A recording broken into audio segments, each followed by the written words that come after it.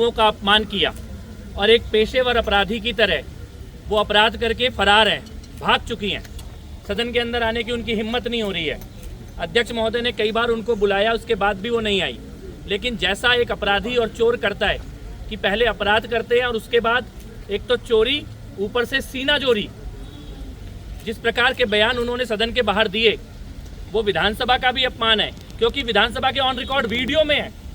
जो वीडियो अब सबके पास है, मीडिया के पास है, जनता के पास है, सब लोगों के पास है।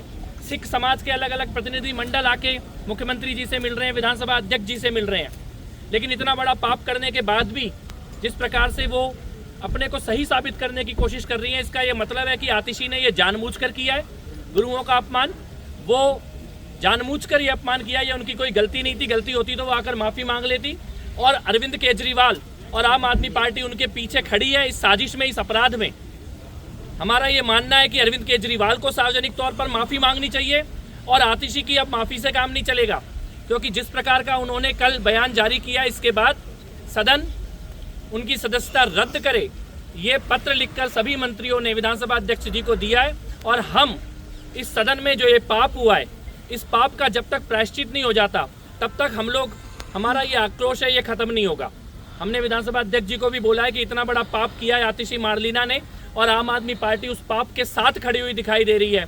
इस चीज़ को बिना न्याय मिले हम लोग नहीं छोड़ेंगे। यहाँ न्याय सुनिश्चित करना होगा, अध्यक्ष महोदय को भी न्याय सुनिश्चित करना होगा। अध्यक्ष महोदय की नीयत भी है।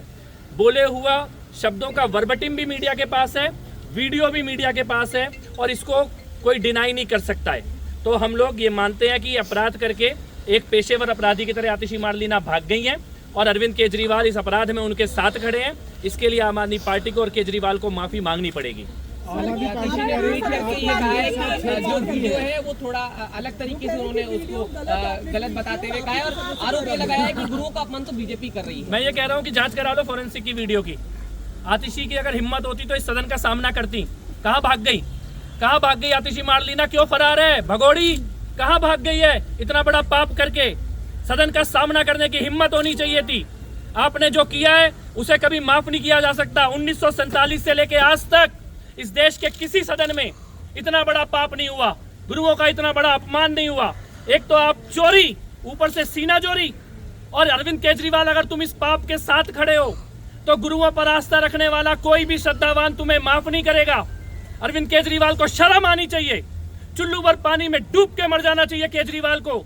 आतिशी से पाप हुआ है, लेकिन केजरीवाल उससे बड़ा पाप कर रहे हैं। आतिशी का समर्थन देके, आतिशी का बचाव करके चुल्लू भर पानी में डूब के मर जाओ। तुमने इसी विधानसभा में गुरुओं के नाम के भाषण दिए हैं।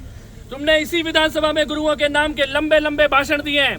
आज इतना बड़ा अपमान हो गया, तुम्हें आतिशी को बुला के उससे सवाल पूछना चाहिए था। आतिशी से पूछना चाहिए था कि इतना बड़ा पाप क्यों किया है। लेकिन केजरीवाल इस पाप के साथ खड़े हैं। मैं ये कहना चाहता हूं कि केजरीवाल, गुरुओं को मानने वाला कोई भी आस्थावान व्यक्ति तुम्हें कभी माफ नहीं करेगा। इस पाप की कोई माफी नहीं हो सकती है। और अरविंद केजरीवाल को भी और आतिशी को भी ऊपर वाला देख रहा है, ईश्वर देख रहा है, ईश्वर साक्षी है। इस पाप की सजा उन्हें जरूर मिलेगी। इसमें आगे की रणनीति क्या होगी? कल आपने एफआईआर की बात भी कही थी, तिहाड़ जेल एफआईआर भी होगी। हमने अध्यक्ष महोदय से कहा है आपराधिक कार्रवाई भी हो और आतिशी के ऊपर पूरी कानूनी प्रक्रिया के साथ प्रिविलेज कमेटी हो या कोई भी विधानसभा की प्रक्रिया, उसका पालन करते हुए सारी जांच के बाद